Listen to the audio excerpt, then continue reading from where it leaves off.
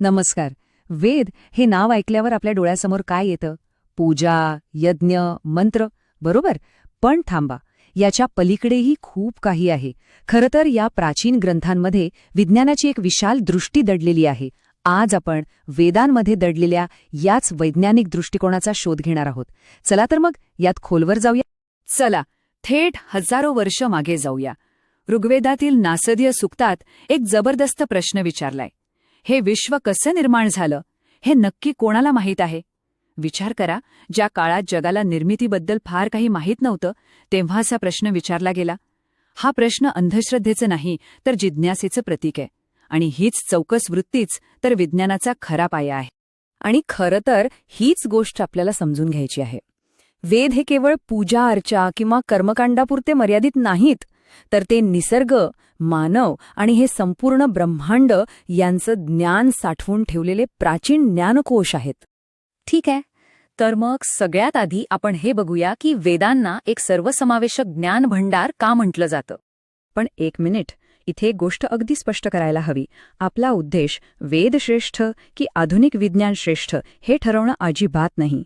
तर वेदांमधल्या संकल्पना आणि आजच्या विज्ञानातले सिद्धांत यांच्यात काही साम्य आहे का, काही संबंध आहे का, हे शोधण्याचा आपला प्रयत्न आहे. चला तर मग सुरुवात करूया एका भव्य संकल्पनेपासून, ब्रह्मांडाच्या विशाल विश्वापासून ते थेट आपल्या मानवी शरीराच्या सूक्ष्म विश्वापर्यंत. आता हे बघा, आपण नासदीय सूक्ताबद्दल बोललो, बरोबर? त्यात काय विचारलंय? हे सगळं सुरू कसं झालं? आणि आजचं विज्ञान काय शोधतंय? Big bang theory. गंमत बघा, वेदांनी बिग बँगबद्दल सांगितलंय असं मुळीच नाहीये, पण जी प्रश्न विचारण्याची पद्धत आहे ना, ती महत्वाची आहे. ती वैज्ञानिक दृष्टी तिथे होती. आणि फक्त ब्रह्मांडाची निर्मितीच नाही तर खगोलशास्त्राबद्दलही वेदांमध्ये कमालीचं ज्ञान दिसतं. जसं की सूर्य, त्याला ऊर्जेचा मुख्य स्रोत मानलं गेलंय. म्हणजे कुठेतरी सूर्यकेंद्रित विचारसरणीची बीजं दिसतात की सूर्यामध्ये आहे, पृथ्वी नाही. इतकंच काय, दिवस, रात्र, वेगवेगळे ऋतू, वर्ष या सगळ्याचं इतकं अचूक गणित मांडलं होतं. आणि त्यांचं जे कॅलेंडर होतं ना, ते चंद्र आणि सूर्य दोघांच्याही गतीवर आधारित होतं. विचार करा किती सूक्ष्म निरीक्षण असेल त्या काळात. ओके, आता ब्रह्मांडाकडून आपण पदार्थाच्या मुळाशी येऊया.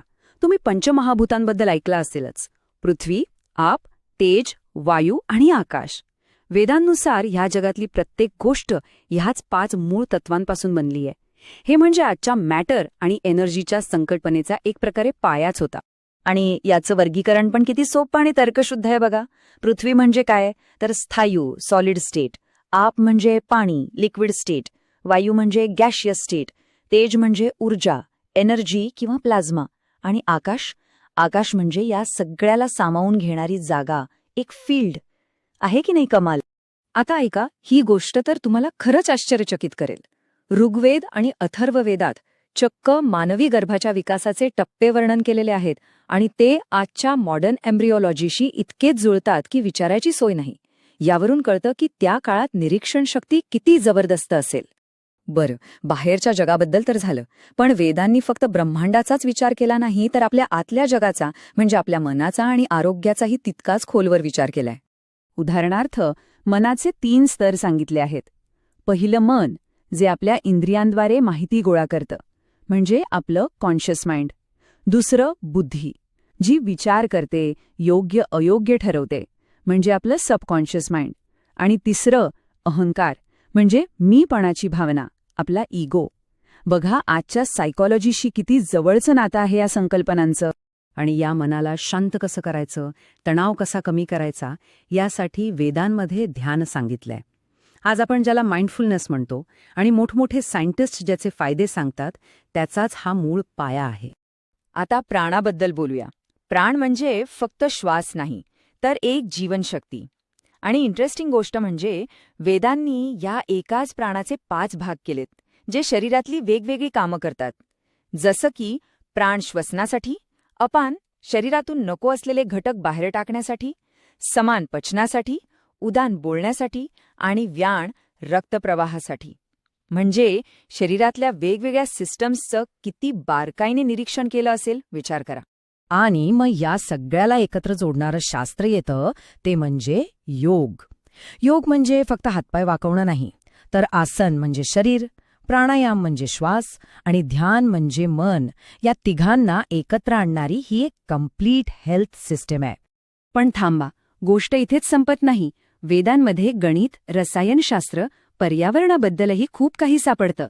चला, त्याचीही काही उदाहरणं बघूया. ही स्लाइड बघा, किती वेगवेगळ्या क्षेत्रांमध्ये विचार केला गेलाय. गणितामध्ये यज्ञवेदी बनवण्यासाठी परफेक्ट भूमिती वापरली जायची. रसायनशास्त्रात सोमरससारखी पेय बनवण्याचं ज्ञान होतं, जे आजच्या हर्बल केमिस्ट्रीसारखं आहे. सोनं, तांबं, लोखंड या धातूंचा वापर माहीत होता. यज्ञातल्या अग्नीकडे फक्त एक विधी म्हणून नाही, तर ऊर्जेचं रूपांतरण म्हणून बघितलं गेलं. आणि सगळ्यात भारी म्हणजे निसर्गाची पूजा. यामागे पर्यावरणाचा समतोल राखण्याची एक जबरदस्त वैज्ञानिक दृष्टी होती. ठीक आहे, इतकं सगळं बघितल्यावर आता आपण मूळ प्रश्नाकडे येऊया. वेदांमध्ये जे काही आहे त्याला वैज्ञानिक दृष्टी म्हणायचं की निव्वळ अंधश्रद्धा? तर मग काय ठरवायचं?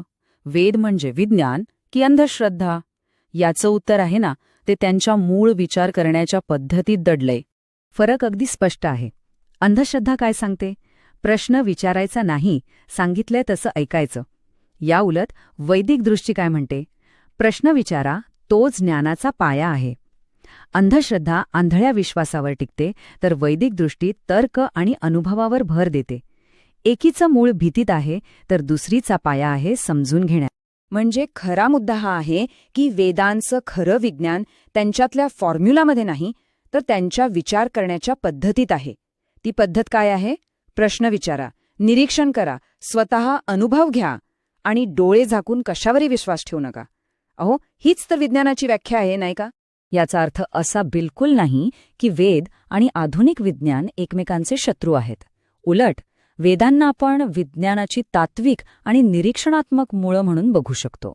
जिथे आजचं विज्ञान काय आणि कसं होतं हे सांगतं, तिथे वेद का या प्रश्नाचाही शोध घ्यायला शिकवतात. आणि जाता जाता ऋग्वेदातलं हे एक वाक्य जे या सगळ्याचं सार आहे. आनो भद्राः क्रतवो यंतु विश्वतः, म्हणजे जगातल्या सर्व दिशांकडून आमच्याकडे चांगले विचार येऊ देत. ज्ञानासाठी आपलं मन, आपल्या खिडक्या कायम उघड्या ठेवा, हीच वेदांची खरी वैज्ञानिक दृष्टी आहे.